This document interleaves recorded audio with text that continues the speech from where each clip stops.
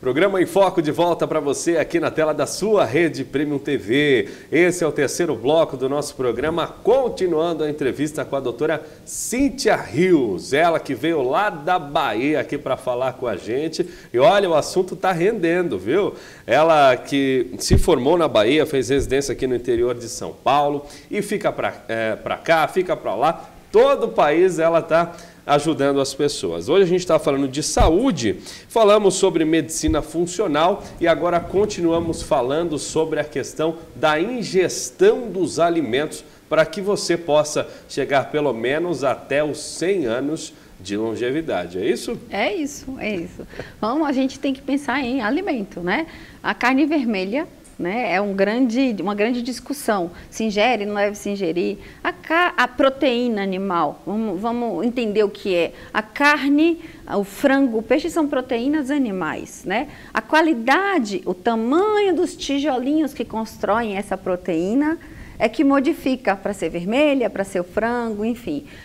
De uma maneira geral, algumas pessoas têm mais problemas em desconstruir essa proteína, a carne vermelha. Existe uma regulamentação de se comer, em média, 150 gramas de carne vermelha por semana, tá? Para o paciente, ou seja, é um bifinho por semana, uma vez por semana, ou 2 bifinhos 2 vezes por semana. Só, o resto a gente teria que dividir entre outros tipos de proteína animal.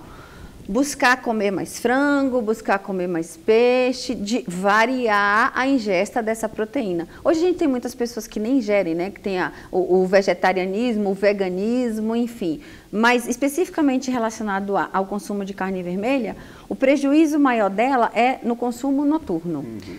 Por quê? Se você já tem alguma lentificação da sua digestão, ou se você tem algumas outras alterações relacionadas a alguns hormônios que vão fazer essa digestão junto com os nutrientes, ela não vai ser digerida totalmente. E voltando lá naquele assunto, o que acontece? A sua energia vai estar voltada para digerir a carne e não para você dormir. Então você não dorme bem. Aí a pessoa fala, eu dormi e acordei conversando com a carne. Uhum.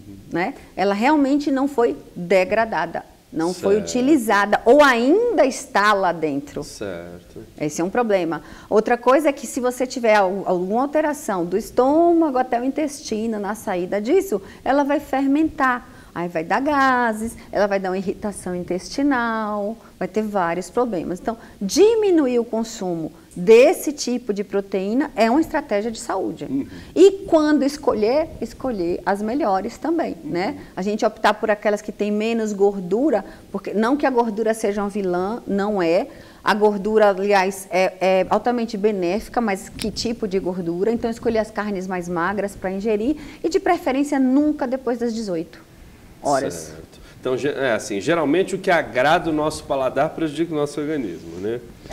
E a questão da carne vermelha, se for comer, né, deixar para comer durante o dia, evitar o consumo à noite, senão você não dorme bem, prejudica o seu sono, a correta distribuição de sangue. Prejudica o seu reparo, né? O sono é o reparo. Você vai estar com a sua energia voltada para digerir e não para reparar. Muito bem. Continuando nesse assunto, né, tem muita gente, doutora, que come fora de casa. Ainda mais com a vida corrida que a gente leva, de um tempo para cá, o brasileiro precisou se virar nos 30 para trazer aí o sustento para sua casa. E muitas vezes, além de não ter tempo para fazer a sua própria comida, às vezes mora sozinho, não tem tempo para cozinhar. Quais são os cuidados que a gente deve ter em comer fora de casa? Primeiro, observar sempre o ambiente onde você vai escolher comer, né? Se você escolher carregar a sua própria comida e puder fazer alguma coisa em casa e levar, né? Porque você sabe a qualidade dos ingredientes que você tá levando, né? Se isso não for possível, você vai ter que comer na rua, procura comer comida mesmo. Evita os embaladinhos, os saquinhos, as caixinhas. Eu sei que é fácil, eu sei que às vezes é necessário, mas assim, que isso não seja o hábito. Porque, Henrique, o mais importante é todo mundo entender que é o hábito, ou seja, é a regularidade da ação que leva à doença. Esporadicamente, a gente passa ali, vê aquele pacotinho e põe lá no micro-ondas e come. Mas isso tem que ser esporadicamente mesmo, não pode ser a constância. Eu estou na rua, o que eu vou fazer? Eu vou comer uma salada e vou pedir um ovo. Tá ótimo. Ovo é muito nutritivo, sabe? Dá prioridade para o que tem mais cara de alimento, não de gênero alimentício. Ali, um omelete, joga folhinhas, pede para a chapa, bota aí a omelete com folhinhas que eu vou comer. Certo. É isso, tá? Certo. Evita o que não tem cara de comida. Certo. Se não tem jeito, é assim, o possível é o que se torna o melhor, né?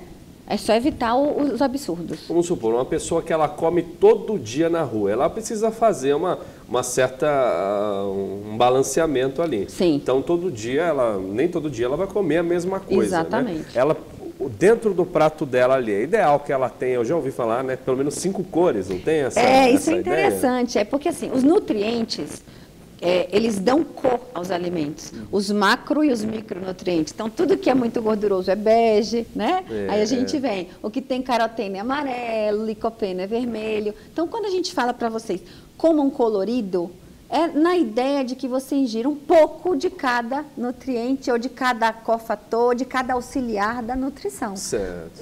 E vamos brincar, porque um prato colorido é muito mais bonito, né? É muito mais bonito. Se você pega um prato bege, você não fala assim, ai meu Deus, isso aqui está muito bege, né? Você está sabendo que a qualidade do alimento, você só está ingerindo uma coisa. E como na vida, o organismo também precisa de variedade. Sem dúvida. Né? A gente não pode ter uma coisa só, porque cada tijolinho se encaixa com o outro. É verdade. Isso é o mais importante. E quando a pessoa está fazendo o prato dela ali, por exemplo, arroz, feijão, alguma coisa, arroz, feijão, essa questão de comer os grãos todos os dias, vai prejudicando ou varia de organismo para organismo, deve fazer novas opções?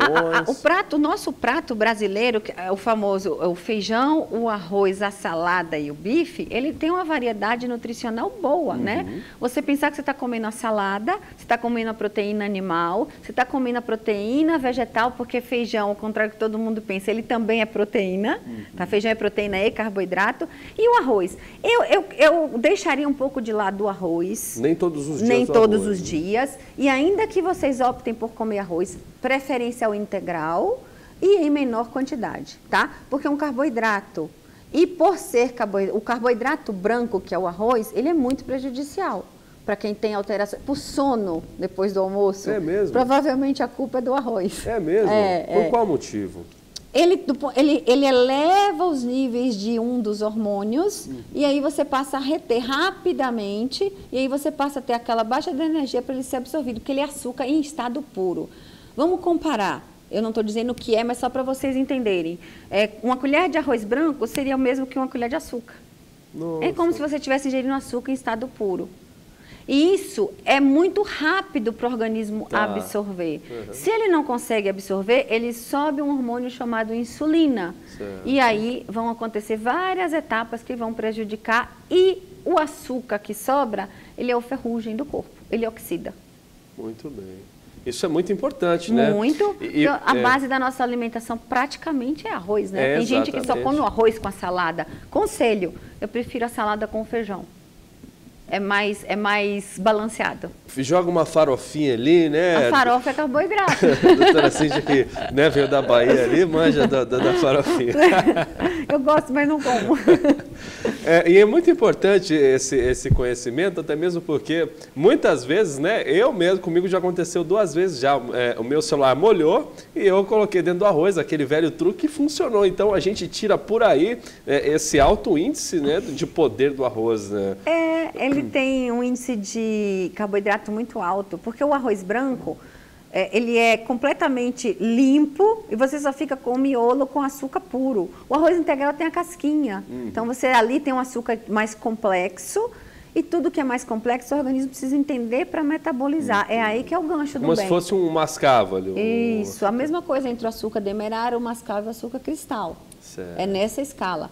São processos de industrialização do alimento. Muito bem. E o peixinho, hein, doutora? O peixinho é bom. O peixe é bom. Eu acho que a gente pode aproveitar para comer. Tem gente que não gosta, né? Mas o peixe é muito rico em várias vitaminas e óleos bons para a saúde. A que se fala hoje está muito em voga o ômega 3. Mas a gente tem aqui no Brasil a sardinha em abundância. A sardinha ainda é um peixe nativo, um peixe que a gente não tem criadouro, né?